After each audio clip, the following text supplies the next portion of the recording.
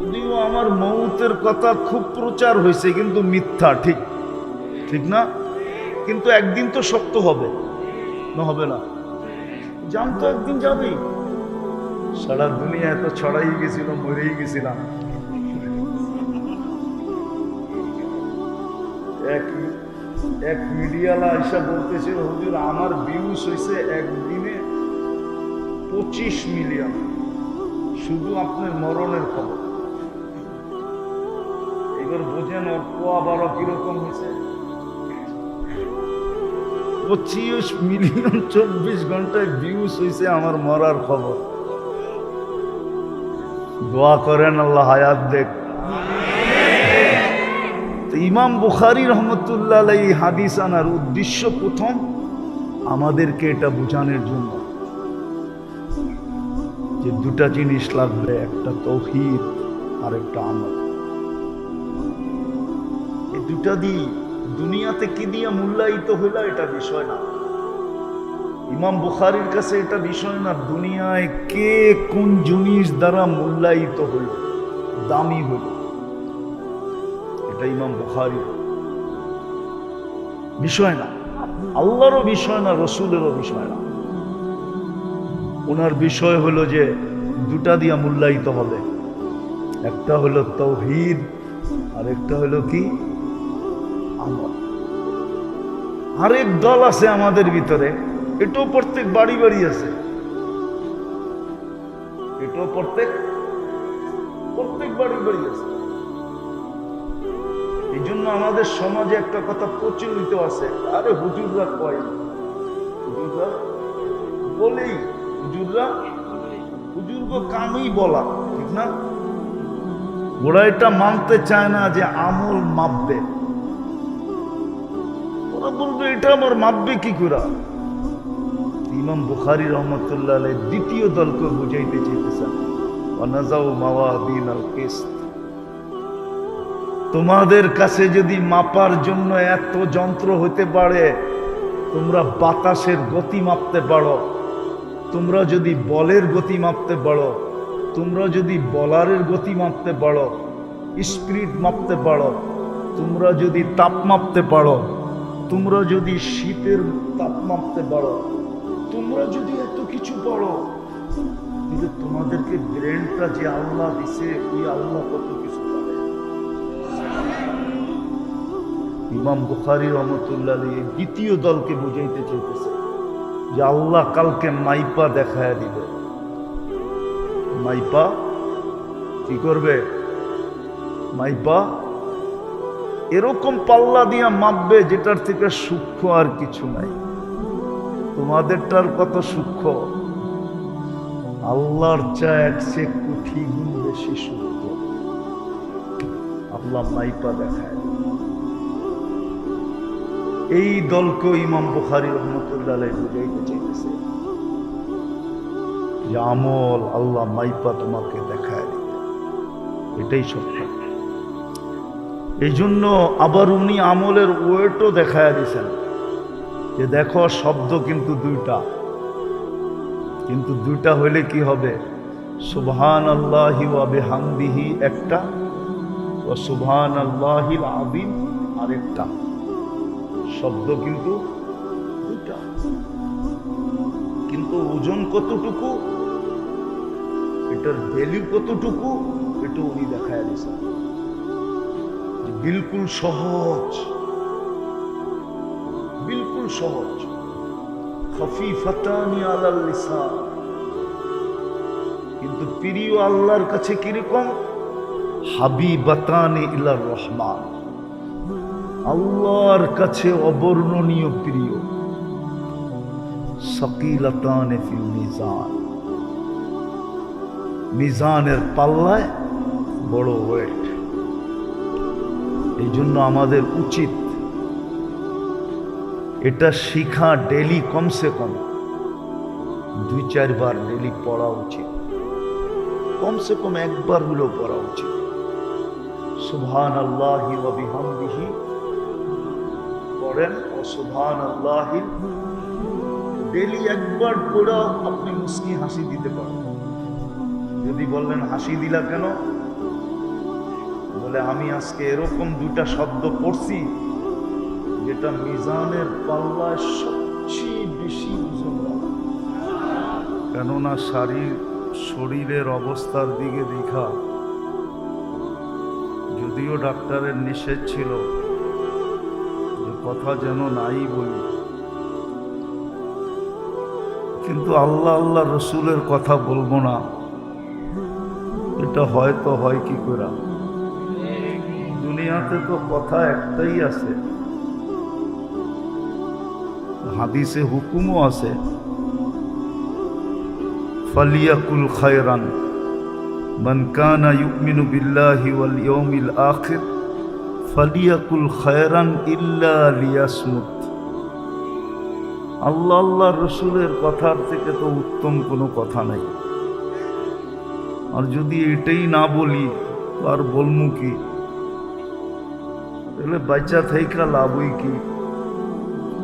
বাচ্চা থেকেও কোনো লাভ নাই, আর এর চেয়ে উত্তম কোনো কথাও নাই। বিদায় বলতে বলতে যদি জান দেওয়াও যায় তাহলে তো এটা ভাগ্যের ব্যাপার।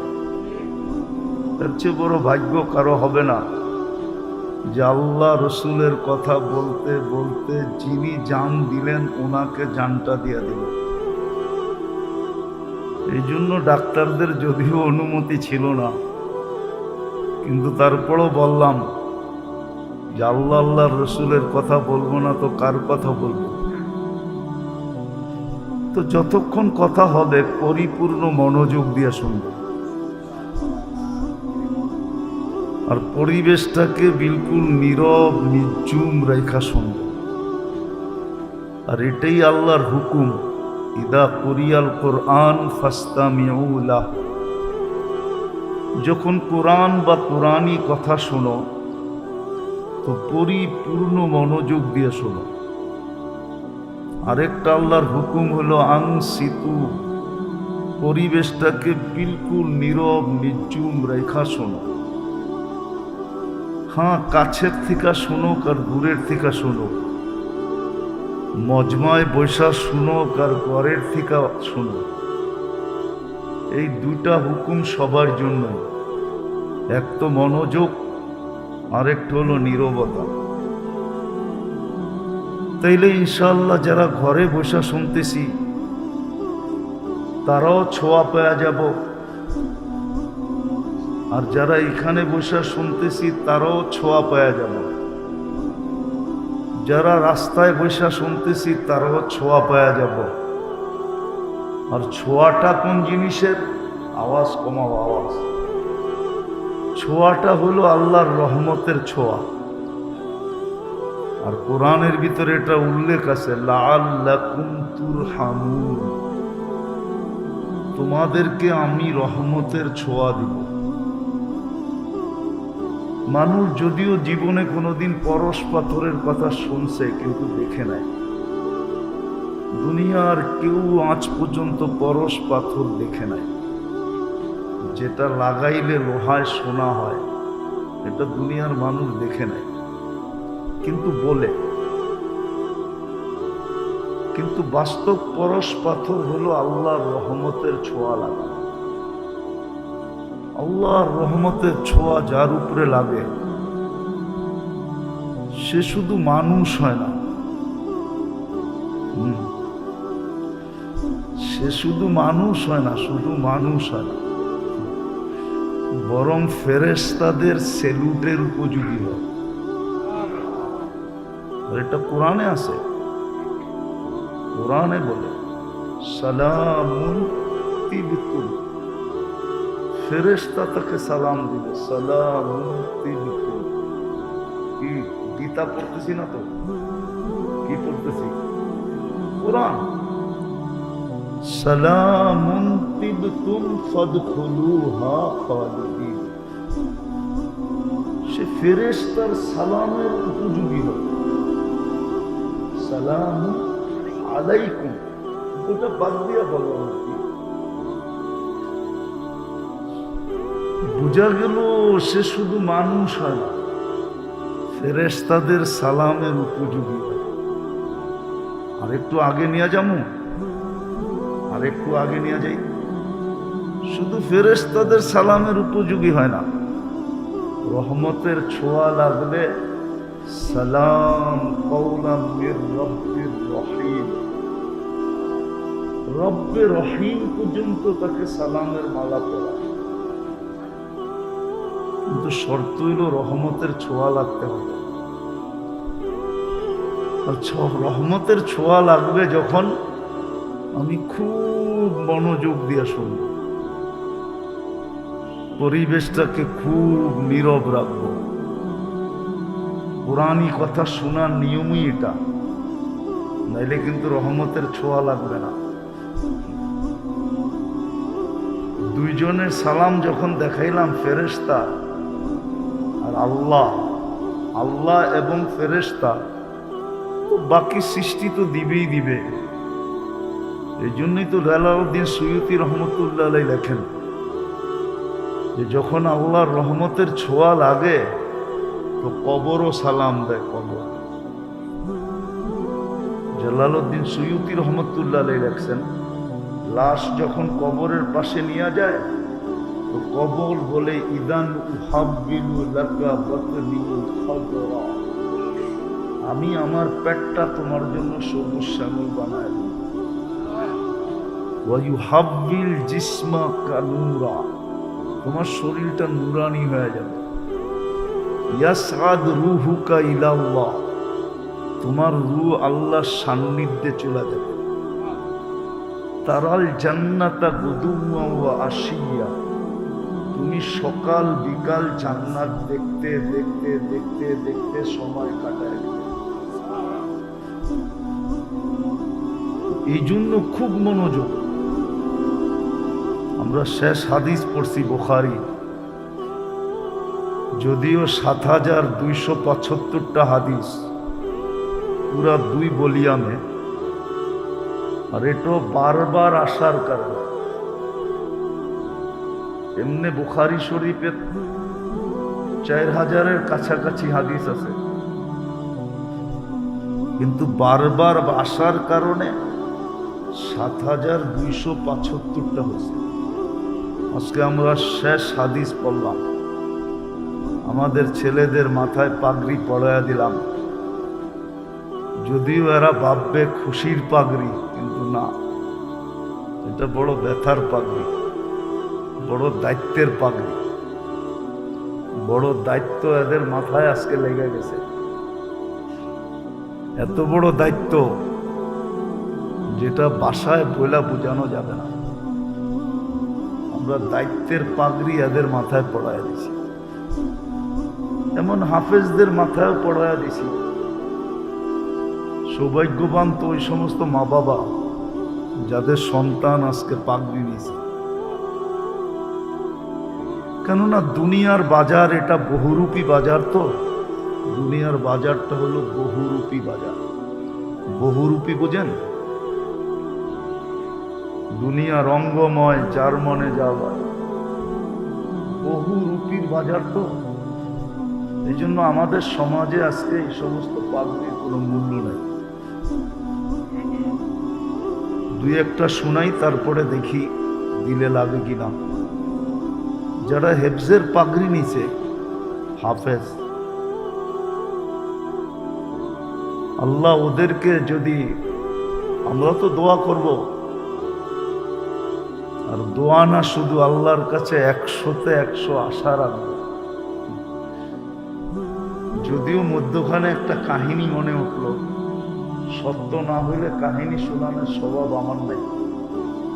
আমি কাহিনীতে বিশ্বাস কম করি, কিন্তু সত্য দেখা শুনাইতেছি। ইতিহাসের পাতায় একজন আলেমের নাম পাওয়া যায়, আব্দুর রহমান হাফফার। হাফফার বলে কবর খোদককে। ইতিহাসের পাতায় এর নাম আছে। যদিও এর বাড়ি সিরিয়ায় ছিল, উনি বুড়া বয়সে আলেম হয়েছেন। বংশগতভাবে ওনারা কবর খোদক ছিলেন। দামেস্কের কবরে কবর খোদাই করতেন। তো 2টা লাশকে উনি ওনার হাতে দাফন করার পরে কবরের চিত্র যেটা উনি স্বচক্ষে দেখছেন, আর দুটা লাশই এক বাড়ির ছিল। আওয়াজ না, আওয়াজ না। এক বাড়িরই ছিল দুটা লাশ।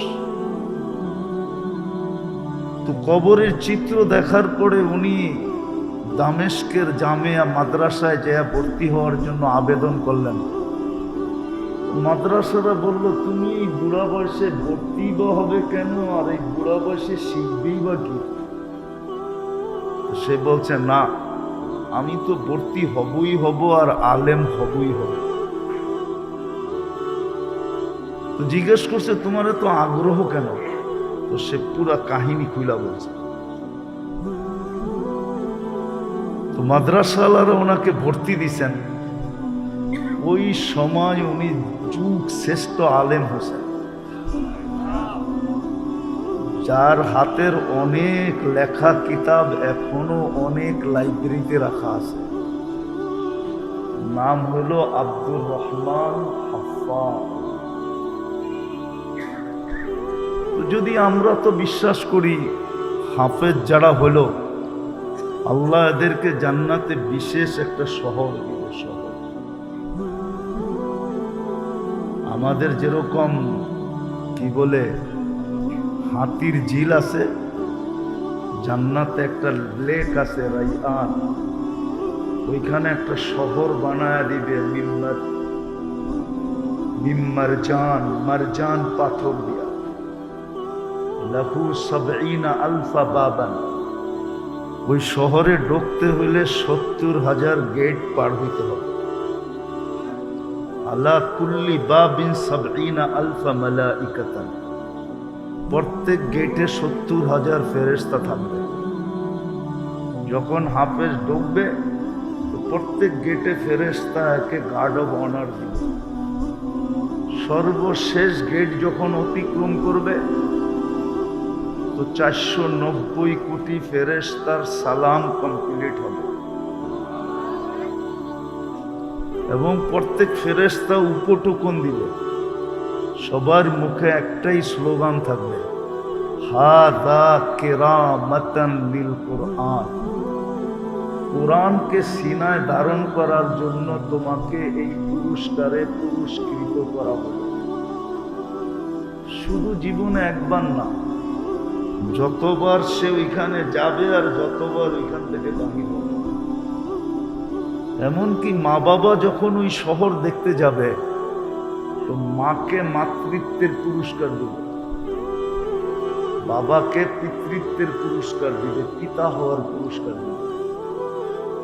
এবার বোঝেন যারা হাফেজ হলো ওদের মা বাবা কিরকম সৌভাগ্যবান। আরো ১০ জনকে তো নিয়েই যাবে জান্নাতে। আমাদের সমাজে তো বহুত ঘর কম আছে যে ঘরে ১০ জন সদস্য আছে। আগে থাকতো, এখন ১০ জনওয়ালা সদস্যওয়ালা ঘর আমাদের দেশে এখন খুব কম। ১০ জনকে নিয়ে যাবে। এই জন্য আমাদের বড়রা লিখছিলেন যে প্রত্যেক মুসলমানের ঘরে উচিত ছিল একজন করে হাফেজ তৈরি করা, কমসে কম। এটা তার আখেরাতের পুঁজি ছিল। আর এখানে গ্রান্টি ছিল, ওয়াজাবাত লাহুমুন নার, যাদের জন্য দোজখ অবধারিত ছিল, এরকম ১০ জনকে সুপারিশ করা জান্নাতে নিয়ে যাবে, আঙ্গুল ধইরা জান্নাতে নিয়ে যাবে।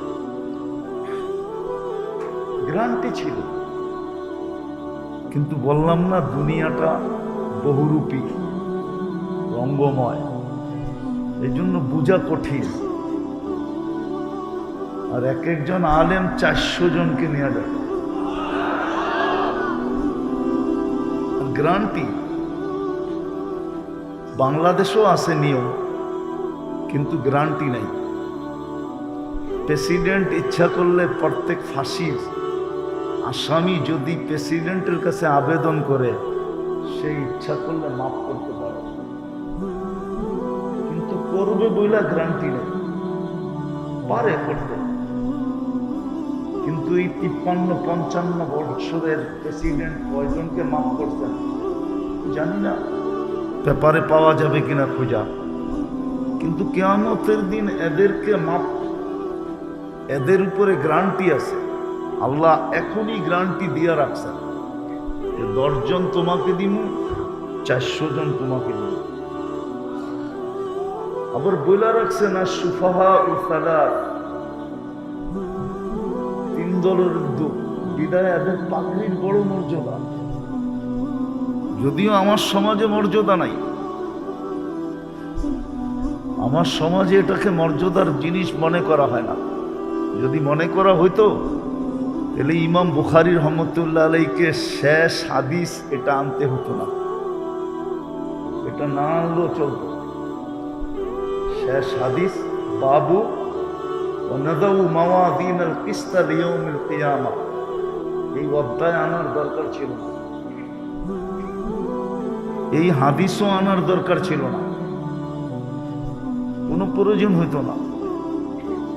বোঝা গেল 1000 বছর আগেই, আরো বেশি 1200-1300 বছর আগেই ইমাম বুখারী রহমতুল্লাহ আলাইহ বুঝা ফেলছিলেন যে একদিন আসবে এটার কোনো মূল্য থাকবে না। আসলেও আমাদের সমাজে মূল্য নাই, আমাদের সমাজে মূল্য নাই। উনি জানতেন যে মূল্য হবে না, এই জন্য উনি বুখারীর শেষ হাদিস এটা নিয়ে আসছেন যে একদিন মানুষের কাছে এটার কোনো মূল্যবোধ থাকবে না। মানুষ মানুষকে মূল্যায়ন করবে দুনিয়ার মাধ্যমে। দুনিয়া যার কাছে আছে মূল্য তার আছে, দুনিয়া যার কাছে নাই তার কোনো মূল্য নাই। এটাই আমাদের সমাজের চালচলন সবকিছু। কিন্তু ইমাম বুখারী রহমতুল্লাহ আলাইহ এটাই বুঝাইতে চাইতেছেন যে এই বাজার বেশি দিন চলবে না, এই বাজার বেশি দিন চলবে না, অচিরেই এই বাজারটা অফ হয়ে যাবে। আর সত্য এটাই, প্রত্যেক ব্যক্তির মৃত্যুর সাথে সাথে তার বাজার অফ, চাই সে যত বড় বাজারই থাকে। মৃত্যু হয়ে গেল, বাজার শেষ, এখন নতুন বাজার শুরু। এই জন্য ইমাম বুখারী রহমতুল্লাহ আলাইহকে এই বাব আনতে হয়েছে।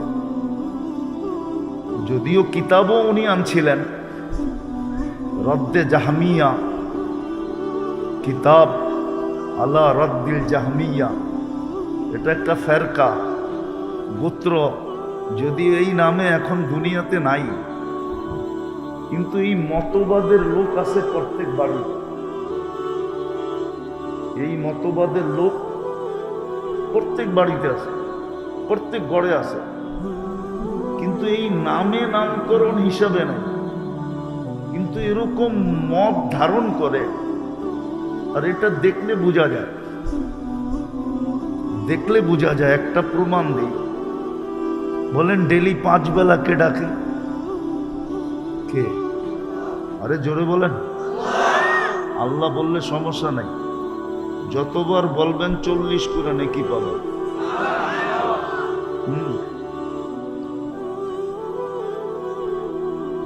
আর ইমাম বুখারী রহমতুল্লাহ আলাইহ লেখছেন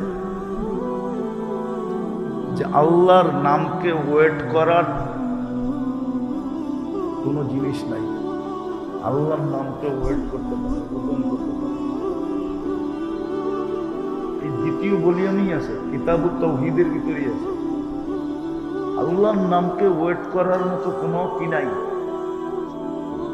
কোনো দাড়ি নাই, কোনো পাল্লা নাই, কোনো বাটকারা নাই। আল্লাহ বানানি নেই, আল্লাহর নামকে কেউ ওয়েট করবে। এই জন্য আল্লাহ বললে সমস্যা নেই, 40 নেকি পাবেন। দোয়া করতে থাকেন, আল্লাহ সারা জীবনে একবার আল্লাহ বলা আপনি কবুল করে নেন।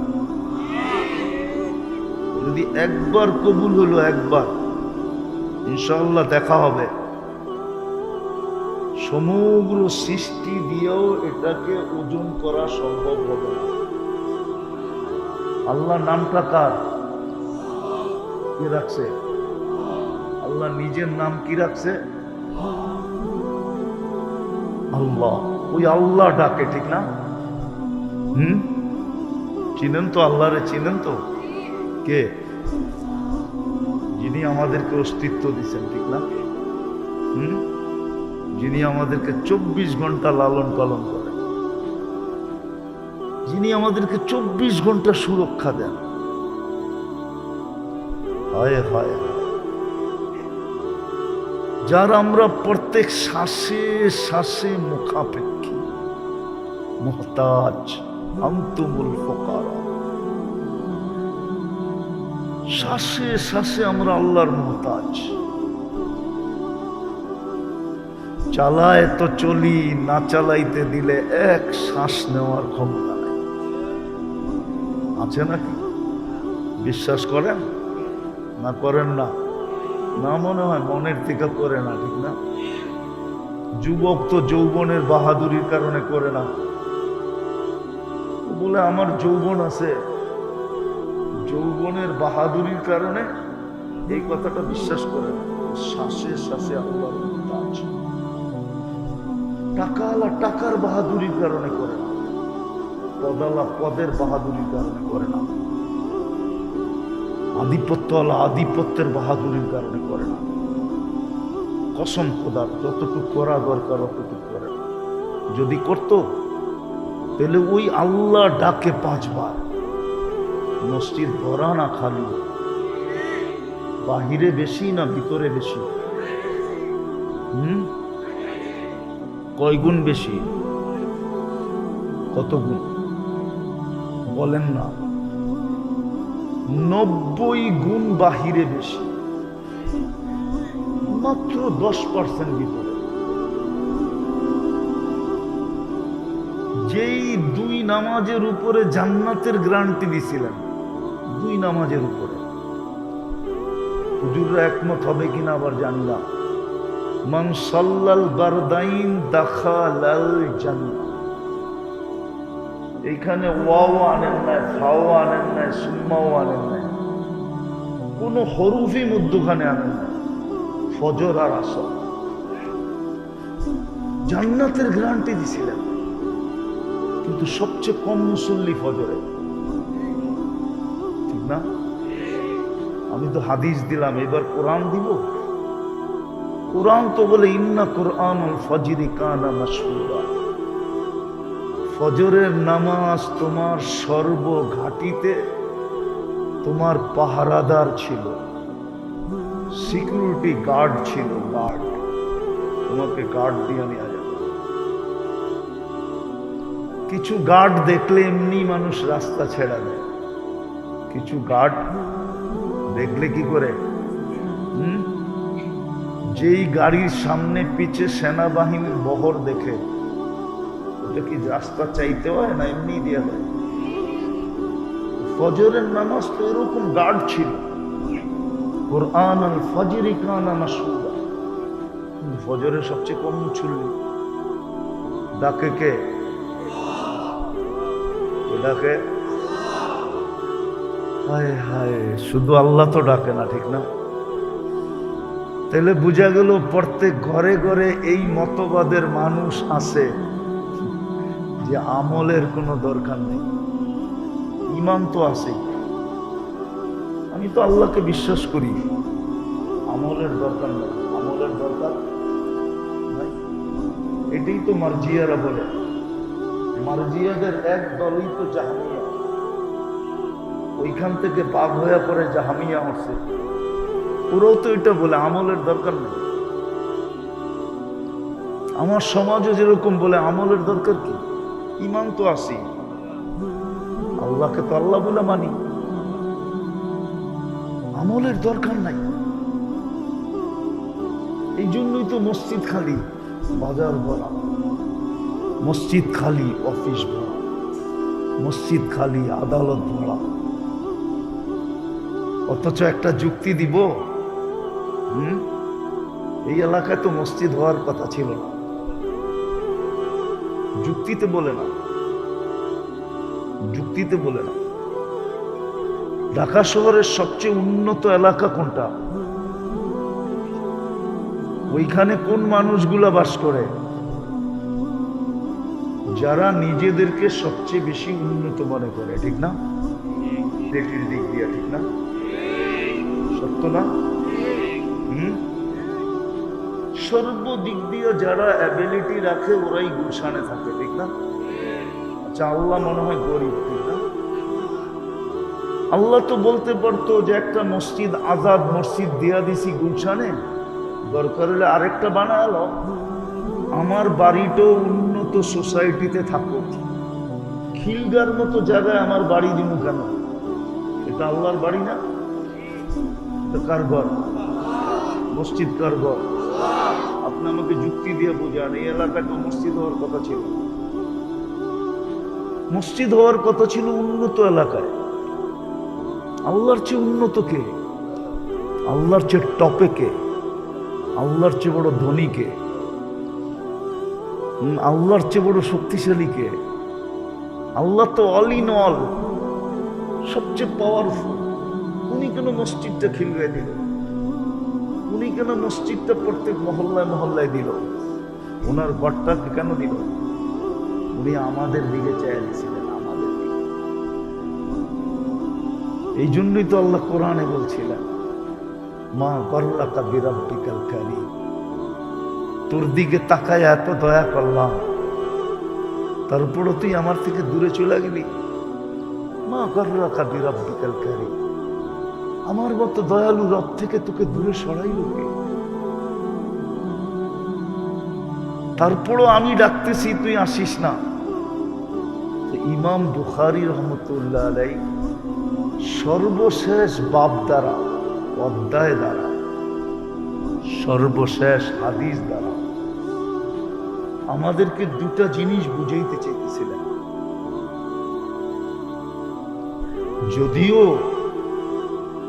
এই কিতাব কোনো এক সম্প্রদায়কে রদ করার জন্য, প্রত্যাখ্যান করার জন্য ইমাম বুখারী রহমতুল্লাহ আলাইহি নিয়ে আসছিলেন, কিন্তু উনি দুইজনকে প্রত্যাখ্যান করতে চাইছেন, আবার একটা জিনিসকে প্রমাণ করতে চাইছেন। দুটা জিনিসকে উনি প্রমাণ করতে চাইছেন, আর দুই সম্প্রদায়কে উনি ডিনাই করতে চাইছেন, রদ করতে চাইছেন। বললাম না, যদিও নামকরণ হিসাবে আমাদের দেশে নাই, কিন্তু প্রত্যেক ঘরে ঘরে এই মতবাদের লোক আছে। নারী আছে, পুরুষ আছে, যুবক আছে, বৃদ্ধ আছে, শিক্ষিত আছে, অশিক্ষিত আছে, ধনী আছে, গরিব আছে, শাসক আছে, শাসিত আছে, পদস্থ আছে, পদহীন আছে, প্রত্যেক শ্রেণীর মানুষ আছে যারা আমলের প্রয়োজন মনে করে। বলে আমলের প্রয়োজন নাই, প্রমাণ দিলাম আমি। যদি আমলের প্রয়োজন মনে করত তাইলে কমসে কম একটা হইলেও করত। যে একটা না, 100টা ছিল। যেমন নামাজ একটা না, নামাজের ভিতরে 100টা রাখা আছে, 100। এই জন্যই তো হাদিস ঘোষণা দিছেন, ইদা সালুহা সালুহা সাইরুল আমাল। নামাজ যদি আল্লাহকে কমপ্লিট করে দেখাইতে পারো, তাহলে আল্লাহর রসুল বলে আল্লাহ তোমাকে কমপ্লিট বইলা লেখা দেবে। নামাজ কমপ্লিট, জীবন কমপ্লিট। নামাজ ওকে, জীবন ওকে। নামাজ পূর্ণ, সবকিছু পূর্ণ। আর কোনটার ভিতরে আল্লাহ কুদরতি হাত লাগাইও দেখবেন না। নামাজ ওকে, ঠিক, কমসে কম একটা করতো। কিন্তু সবচেয়ে বেশি দেখা যায় দুর্বলতা এখানেই আমাদের, নামাজের প্রয়োজন মনে করে না। যদিও কে ডাকে? কে ডাকে? আরে বলেন না, কে ডাকে? যার আমরা শ্বাসে শ্বাসে মুখাপেক্ষী। শুধু আল্লাহ ডাকে না, যিনি 99টা পদের মালিক ডাকে। 99টা আমাদেরকে জানায়া দিছেন, এমনি তো আল্লাহ অগণিত পদের মালিক। আমাদেরকে 99 পদের মালিক ডাকে। আল্লাহ ডাকে না, শুধু রহমান ডাকে, রহিম ডাকে, মালিক ডাকে, কুদ্দুস ডাকে, সালাম ডাকে, মুমিন ডাকে, মুহাইমিন ডাকে, আজিজ ডাকে, জব্বার ডাকে, মুতাকাব্বিরুল খালিকুল বারিকুল মুসাব্বিরুল গফফারুল কহ্হারুল ওয়াহ্হাবুর রাজ্জাকুল ফাত্তাহুল আলিমুল কাবিদুল বাসিতুল খাফিদুর রাফিউল মুইজ্জুল মুযিল্লুস সামিউল বাসীরুল হাকামুল আদলুল লতীফুল খবীরুল হালিমুল আযীমুল গফুরুশ শাকুরুল আলিমুল কবীরুল হাফিজুল মুকিতুল হাসিবুল জলিলুল করিমুল রকিবুল মুজিবুল ওয়াসি الحكيم الودود المجيد الباعث الشهيد الأقل وكيل القوي المتين الولي الحميد الموصي الممضي المعيد المحيي المميت الحي والقيوم الواجد الماجد الواحد الأحد الصمد القادر المقتدر المقدم المؤخر الأول والآخر الظاهر والباطن الوالي المتوالي البر التواب المنتقم العفو الرؤوف مالك الملك ذا الجلال والإكرام المقسط والجامع والغني والمغني المانع الدار النافع النور الهادي البديع والباقي الوارث والرشيد الصبور جل جلاله নিরানব্বই পদের মালিক আল্লাহ। তারপর 90 জন প্রয়োজন মনে করেন, কিন্তু ইমাম বুখারী রহমতুল্লাহ আলাইহি বুঝাইতে চাইতেছেন বড় প্রয়োজন হবে ونزع موازين القسط ليوم القيامة। হ্যাঁ, বড় প্রয়োজন হবে, কেননা তোমাকে মাপাই হবে আমলের পাল্লা দিয়া। দুটা মিটার দিয়া তোমাকে মাপা হবে, একটা হলো ঈমান আর একটা হলো আমল। ঈমানের ভিতরে কেমন ঈমান ওটাই বলে দিয়েছেন, তাওহীদ ওয়ালা ঈমান। এক সময় ছিল মানুষ তাওহীদ শিখতো, এখন মানুষ তাওহীদ শিখে না। এক সময় তাওহীদের চর্চা হতো, প্রত্যেক জায়গায় জায়গায় হালকা হতো, প্রত্যেক মসজিদে মসজিদে এটার তালিম হতো, তাওহীদের তালিম। কেননা শুধু ঈমান চান না, তাওহীদ ওয়ালা ঈমান চান। ঈমান শুধু চান না, তাওহীদ ওয়ালা। মাত্রাও চান না, মাত্রা বিন্দু হোক, জাররা হোক, জাররা। কিন্তু যদি ঈমান তাওহীদ ওয়ালা হয় আর বিন্দু হয়, তাহলে আমি একটা হাদিস দিতেছি, দুইটা হাদিস, হাদিসে কুদসি। আল্লাহ বলে, যদি তোমার গুনাহ দ্বারা যদি সৌরজগৎ ভরা গেল, ওয়ালাউ বালাগাত যুনুবুকা ইনানাস সামা ওয়া মা আশরাকতা বিহি, গুনাহ দ্বারা সৌরজগৎ ভরা গেল। এখন তো আপনাদের কাবার আমার সৌরজগৎ পড়াইতে হবে, সময় তো নাই সৌরজগৎ পড়াবো, যে সৌরজগৎটা কত বড়। আমরা তো জানি না সৌরজগৎ কত বড়, প্রথম আকাশের নিচটা কত বড় এটা আমরা জানি না। একটা ধারণা দিতেছি, আমাদের দুনিয়াতে যেরকম মহাদেশ আছে, কয়টা এখন 7টা না 8টা? 7টা, ঠিক না? প্রথম আকাশের নিচে মহাদেশ আছে 100 কোটি। এটাকে বিজ্ঞানের ভাষায় সুপার ক্লাস্টার বলে। এই 100 কোটি মহাদেশ মিলা প্রথম আকাশের সামনে একটা বিন্দুর মতো ছোট। আল্লাহ বলে, তোর গুনাহ দিয়া যদি এই সৌরজগৎ ঘোরা যায়, আর যদি তোর তাওহীদ তোর কাছে হইল জাররা বরাবর, আর আমার কাছে মাপ চাইলি, তাহলে আমি মাফ করা দিব। অলা উবালি, আমি পরোয়াই হবে না তুমি কত গুনাহ করলে। ফাস্তাগফারতানি ফাগফারতু লাকা ওয়ালা উবালি। আফসোস তো এটাই আমার, যে এই উম্মত আল্লাহ চিনল, আল্লাহর আর নিজের মাঝে সম্পর্ক। এই উম্মত যদি আল্লাহ চিনত আর আল্লাহর সাথে আমাদের কত ঘনিষ্ঠ সম্পর্ক এটা যদি জানতো, তাহলে এক হাদিসে আছে, আল্লাহ বলেন যে প্রত্যেকে চিৎকার দিয়া চান দিয়া দিত। অনেক এক সময় কিন্তু খুশিতে মানুষ মারা যায়, খুশিতে, ঠিক না? হার্ট ফেল করে কি খুশিতে, ঠিক না? আল্লাহ বলে খুশিতে মরে যেত, আমরা জানি না।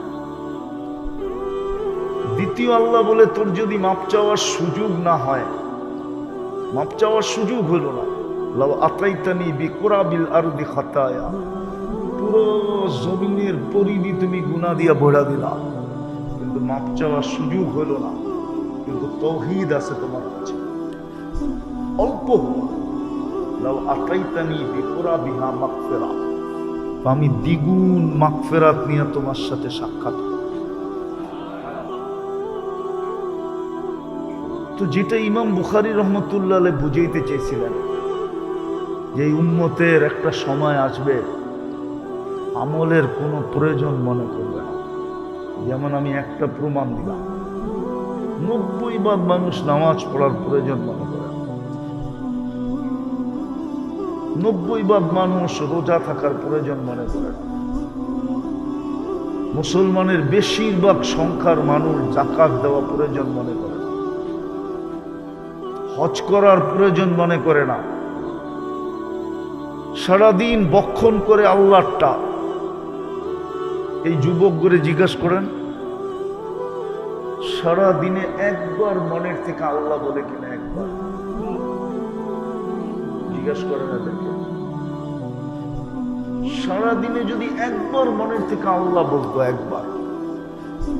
এই মজমায় জিজ্ঞাসা করেন কয়জন আছে ডেলি 100 বার আল্লাহ বলে? আমরা আল্লাহ বলা প্রয়োজন মনে করি না। যদি এটা বড় আমল ছিল, বহুত বড় আমল। আরে রাগ হবেন না, আমি বুঝানোর জন্য বলতেছি, আমি কারো বিরোধিতায় বলতেছি না, কাউকে ইঙ্গিত করে না। আমরা তো এই সমাজেই বড় হয়েছি, ঠিক না? এই দেশেই তো জন্ম নিছি, দাড়িটা তো এই দেশেই পাচ্ছে, ঠিক না? আমরা তো দেখি সারাদিন নাম জপতে জপতে জপতে জপতে জপতে থাকে। এর 100 ভাগের 1 ভাগও যদি আল্লাহ জপত, তাহলে মনে হয় সব কুতুব হয়ে যেত, কুতুব। অথচ দলীয় প্রধানের নাম, ব্যক্তিত্বের নাম সারাদিন এতবার জপতে থাকে, সারাদিন জপতে থাকে। অথচ আল্লাহর নাম জপা সবচেয়ে বড় ডিউটি ছিল আমাদের। হায়, কোরআন তো এটাই বলছিল, কুতিলাল ইনসানু মা আকফারা। ও মানুষ, এই জন্যই তো 96 বার বলছেন আল্লাহ আর রহমানের ভিতরে 96টা নেয়ামতের কথা বলছেন। প্রত্যেকটা নেয়ামতের পরে আল্লাহ কি বলছে? সাবিয়াইয়ে। অর্থ কি? এটা আমার কাছে আরেকটা অর্থ আছে, দেখি এটা মনে লাগে কিনা। আল্লাহ এক একটা নেয়ামত বলে বলছে, আমরা বলি আমার কোন কোন নেয়ামতকে অস্বীকার করবে। আমি এই তর্জমা মানি, কিন্তু আমি একটা তর্জমা আপনাদেরকে শোনাই। আল্লাহ যেন আমাদেরকে বুঝাইতে চাইতেছে, আমি 96টা নেয়ামত তোকে দিলাম, বল তুই আমাকে কি দিবি? বল তুই আমাকে কি দিবি? बता तूने मेरे लिए क्या किया? আমি তো 96টা নেয়ামত দিলাম তোরে, তুই আমারে কি দিবি বল? উচিত ছিল সারাদিন আল্লাহর নাম নেওয়া। আজকে মুসলমানের এই দুরবস্থা কেন? একটু ভাবেন।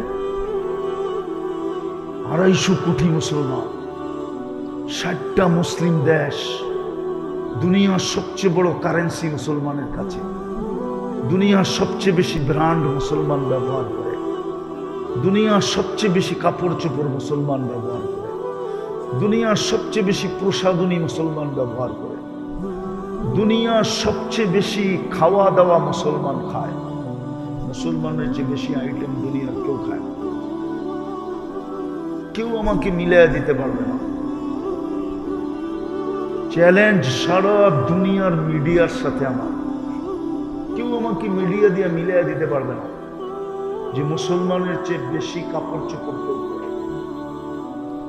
আমি এই নূরবাগের মাদ্রাসার কমপ্লেক্সের ভিতরে বসে বলতেছি, নূরবাগ তো পুরাটাই শিক্ষিত, কেননা নূরবাগের মানুষের সামনে আমাদের শিক্ষার কোনো মূল্যই নেই। আমরা নিজেদেরকে শিক্ষিত মনে করি না। ওনাদেরকে আমি জিজ্ঞেস করি, বিল গেটসের যদি কোনো একটা $300 বেশি কেউ দেখাইতে পারে, ওর জুতা আমার কাজ। $300 উপরে কোনো শার্ট নাই। কিন্তু এই নূরবাগে এরকম লোক পাওয়া যাবে, নাম বলবো না, চিনি আমি, যার একটা গেঞ্জির দাম, গেঞ্জির হাতা কাটা গেঞ্জির দাম সিঙ্গাপুরি ডলারে $1,500। আমরা চিনি, আমরা দুনিয়া ঘুরে বেড়াই, আমরা চিনি। মুসলমানের চেয়ে দামি জিনিস কেউ পড়ে। তারপরও মুসলমান আজকে সারা দুনিয়ায় ঘৃণিত কেন, দীক্ষিত কেন, অবহেলিত কেন, লাঞ্ছিত কেন, বঞ্চিত কেন, এই দুরবস্থা কেন? যদি মুসলমানদের দুরবস্থা আমার যুবকরা না দেখতো, ওরা সারাদিন নেটে দেখতে থাকে যে ইসলাম মুসলমান মানি একটা কলঙ্ক। এই জন্য ও চুলের স্টাইল পাল্টায় ফেলছে, চুলের স্টাইল চেঞ্জ। ও জানে মুসলমান এটা একটা কলঙ্ক নাম, বিদায় আমি চুলের স্টাইলটা চেঞ্জ করে দেখি, আমার মাথার থেকে কলঙ্কের তিলকটা আমি সরাইতে পারি কিনা। এই জন্য ওর পোশাক আশাক ভিন্ন, ওর চালচলন ভিন্ন, আমাদের যুবতীদের চালচলন ভিন্ন, আমার পুরো সমাজের চালচলন ভিন্ন। নাহলে যে উম্মতকে দাড়ি দিলেন জান্নাতে যাওয়ার জন্য, ওই উম্মত দাড়ি শেভ করে? এই উম্মতকে তো দাড়ি দিছে জান্নাতে যাওয়ার জন্য। আমি হাদিস দিতে পারি আপনাকে। যাকে আল্লাহ মুসলমানের ঘরে নিজে নির্বাচিত করলেন, আল্লাহ উম্মতে মুহাম্মদী বানাইলেন, বুঝা আমি শেষ জায়গায় চলে আসছি। জোশে জোশে অনেক লম্বা চলে গেছি, যদিও ডাক্তার এখানে বসে বড় বড় চোখ করে আমার দিকে দেখতেছে। আছে আপনাদের মজলিসে ডাক্তার আছে, বড় বড় চোখ করে দেখতেছে যে হুজুর তো লম্বা চলতেছে, অথচ একটু আগেই আমার রিপোর্ট চেক করে আছে। সারা দুনিয়ায় তো ছড়াই গেছিল, মরেই গেছিলাম।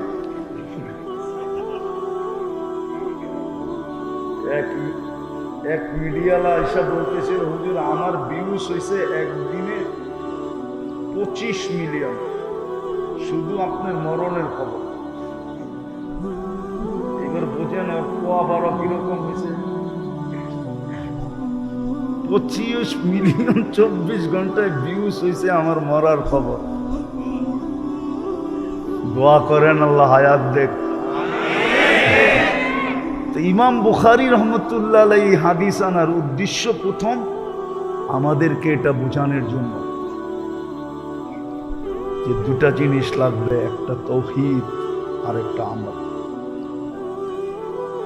এই দুটা দিয়ে দুনিয়াতে কি দিয়া মূল্যায়িত হইল এটা বিষয় না। ইমাম বুখারীর কাছে এটা বিষয় না দুনিয়ায় কে কোন জিনিস দ্বারা মূল্যায়িত হইল, দামি হইল, এটা ইমাম বুখারীর বিষয় না, আল্লাহরও বিষয় না, রসুলেরও বিষয় না। ওনার বিষয় হলো যে দুটা দিয়া মূল্যায়িত হবে, একটা হলো তাওহীদ আর একটা হলো কি আমল। আরেক দল আছে আমাদের ভিতরে, এটাও প্রত্যেক বাড়ি বাড়ি আছে, এটাও প্রত্যেক বাড়ি বাড়ি আছে। এই জন্য আমাদের সমাজে একটা কথা প্রচলিত আছে, আরে হুজুররা কয়, হুজুররা বলেই, হুজুর কামই বলা, ঠিক না? ওরা এটা মানতে চায় না যে আমল মাপবে। ওরা বলবে এটা আমার মাপবে কি করে? ইমাম বুখারী রহমতুল্লাহ আলাইহি দ্বিতীয় দলকে বুঝাইতে চাইতেছেন, ওয়ানাজাউ মাওয়াদিন আল কিসত, তোমাদের কাছে যদি মাপার জন্য এত যন্ত্র হতে পারে, তোমরা বাতাসের গতি মাপতে পারো, তোমরা যদি বলের গতি মাপতে পারো, তোমরা যদি বলারের গতি মাপতে পারো, স্পিড মাপতে পারো, তোমরা যদি তাপ মাপতে পারো, তোমরা যদি শীতের তাপ মাপতে পারো, তোমরা যদি এত কিছু পারো, তাহলে তোমাদেরকে ব্রেনটা যে আল্লাহ দিছে, ওই আল্লাহ কত কিছু পারে। ইমাম বুখারী রহমতুল্লাহ আলাইহি এই দ্বিতীয় দলকে বুঝাইতে চাইতেছে যে আল্লাহ কালকে মাইপা দেখায় দিবে। মাইপা কি করবে? মাইপা এরকম পাল্লা দিয়া মাপবে যেটার থেকে সূক্ষ্ম আর কিছু নাই। তোমাদেরটার কত সূক্ষ্ম, আল্লাহর চা 100 গুণ বেশি সূক্ষ্ম। আল্লাহ মাইপা দেখায়। এই দলকে ইমাম বুখারী রহমতুল্লাহ আলাইহি বুঝাইতে চাইতেছে যে আমল আল্লাহ মাইপা তোমাকে দেখায় দিবে, এটাই সত্য। এই জন্য আবার উনি আমলের ওয়েটও দেখায় দিছেন যে দেখো শব্দ কিন্তু দুইটা, কিন্তু দুইটা হইলে কি হবে? সুবহানাল্লাহি ওয়া বিহামদিহি একটা, ও সুবহানাল্লাহিল আযীম আরেকটা। শব্দ কিন্তু দুটা, কিন্তু ওজন কতটুকু, এটার ভ্যালু কতটুকু, এটা উনি দেখায় দিয়েছেন। বিলকুল সহজ, বিলকুল সহজ। খফিফাতানি আলাল লিসান, কিন্তু প্রিয় আল্লাহর কাছে কিরকম? হাবিবাতানি ইলার রহমান, আল্লাহর কাছে অবর্ণনীয় প্রিয়। সাকিলাতানে ফিল মিজান, মিজানের পাল্লায় বড় ওয়েট। এই জন্য আমাদের উচিত এটা শিখা, ডেলি কমসে কম 2-4 বার ডেলি পড়া উচিত, কমসে কম একবার হলেও পড়া উচিত। সুবহানাল্লাহি ওয়া বিহামদিহি পড়েন, ও সুবহানাল্লাহি ডেলি একবার পড়াও আপনি মুস্কি হাসি দিতে পারেন। যদি বললেন হাসি দিলা কেন? বলে আমি আজকে এরকম দুটা শব্দ পড়ছি যেটা মিজানের পাল্লায় সবচেয়ে বেশি ওজন। যেমন আমি একটা কথা বলি, বারাটিয়ারা ডেলি 5 বার হাসি দিতে পারে, আবার বাড়িওয়ালারা রাগ হয়ে যাবে। বলবো বারাটিয়ারা ভাবে যে আমি তো বাড়া থাকি, বাড়ি তো নাই। ও যদি প্রত্যেক নামাজের পরে 10 বার সূরা ইখলাস পড়ে, জান্নাতে একটা বাড়ি হয়। তো 5 ওয়াক্তে পড়লে কয়টা বাড়ি? কি তো প্রত্যেক নামাজের পরে 10 বার করে একটা হাসি দিতে পারে। যদি বাড়িওয়ালা জিজ্ঞেস করে আমারে দেখে হাসি দিলেন কেন, ও বলতে পারে আপনি তো এখানে একটা বাড়ি বানাইলেন, আমি এখন জান্নাতে একটা বাড়ি বানাইলাম। এরকম এটাও আমরা ডেলি একবার পড়ে হাসি দিতে পারি। কি পড়বেন তো? আর আমার ছেলেদেরকে আমি বলবো একটা কথাই বলবো, যদিও কথা বলার দরকার ছিল বেশি, কিন্তু শরীর অনুমতি দিতেছে না, এই জন্য বলতেছি না। একটা কথাই বলবো ছেলেদেরকে, যে জান যাইতে পারে, কিন্তু আহলে সুন্নাত ওয়াল জামাতের বাহিরে কখনো যাবে না। জান চলে যেতে পারে, জান তো যাবেই, জান তো আজ যাক আর কাল যাক, ঠিক না? যদিও আমার মৌতের কথা খুব প্রচার হয়েছে, কিন্তু মিথ্যা, ঠিক ঠিক না? কিন্তু একদিন তো সত্য হবে, না হবে না? জান তো একদিন যাবেই, কিন্তু জান চলে যেতে পারে। কোনদিন আমরা আহলে সুন্নাত ওয়াল জামাতের বাহিরে যাব না। যদি এটার ভিতরে থাকো, তাহলে তুমি দেওবন্দিয়াতের ভিতরেও থাকবে।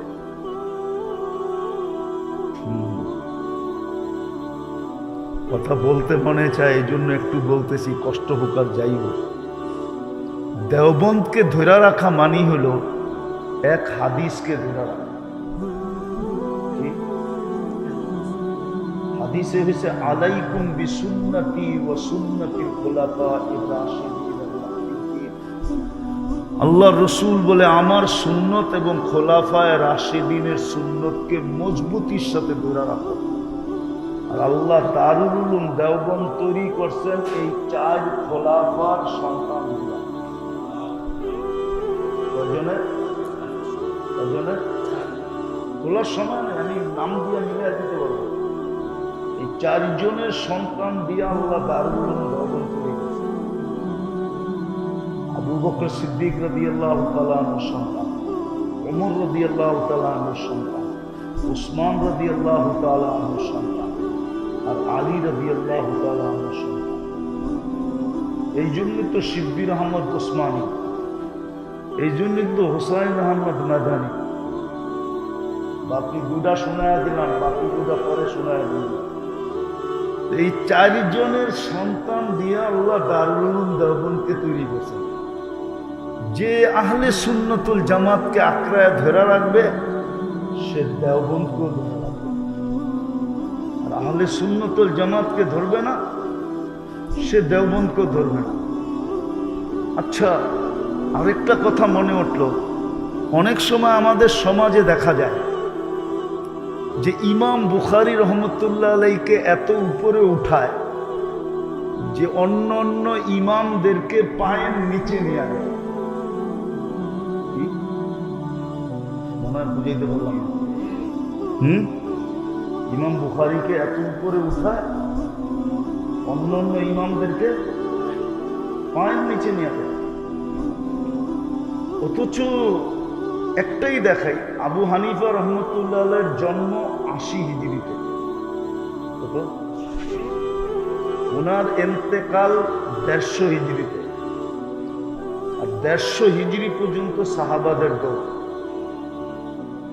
ঠিক আছে, আরো ৪৪ বছর যোগ করেন, কত হবে?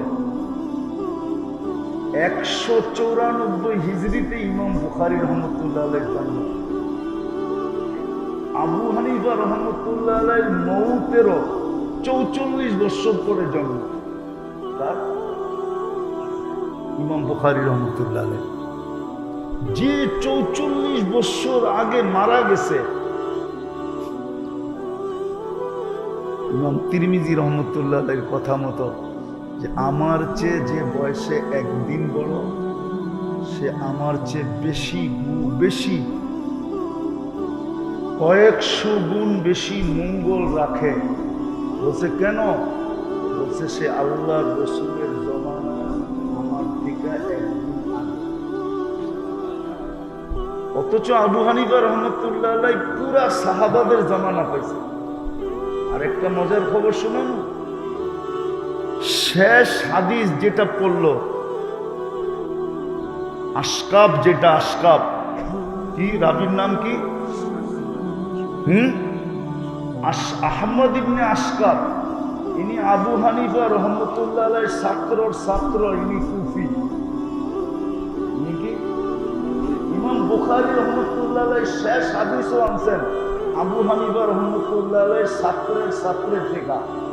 আবার বুখারীর যে প্রথম হাদিস, এই ইন্নামাল আমালু বিন্নিয়াত, এই প্রথম রাবিও হুমায়দি, এই হুমায়দিও আবু হানিফা রহমতুল্লাহ আলাইহির ছাত্র। আমি আসমাউর রিজালের উপরে তকরির করতে চাইতেছি না, এখন মহলই নেই, ছেলেদের ভিতরে এতটুকু যোগ্যতাই নাই। এই হুমায়দিও আবু হানিফা রহমতুল্লাহ আলাইহির ছাত্রের ছাত্র। আবু হানিফা রহমতুল্লাহ আলাইহির দাদা ওস্তাদ।